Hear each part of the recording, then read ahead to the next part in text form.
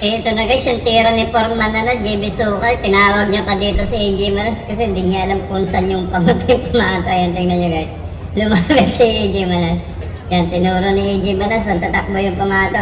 Diyan daw, Foreman. Tingnan niyo yung tira ni Foreman guys. Sasablay pa yan. Sablay pa pala yung gano'n, nasa butas.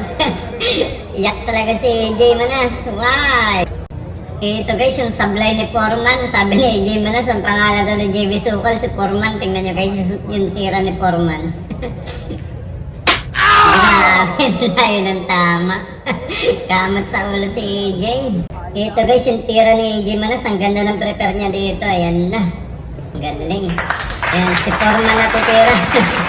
Tingnan yung tira guys ni Foreman JB Sukal. Tinawag ni AJ Manas na Foreman to. Tingnan nyo guys. Point.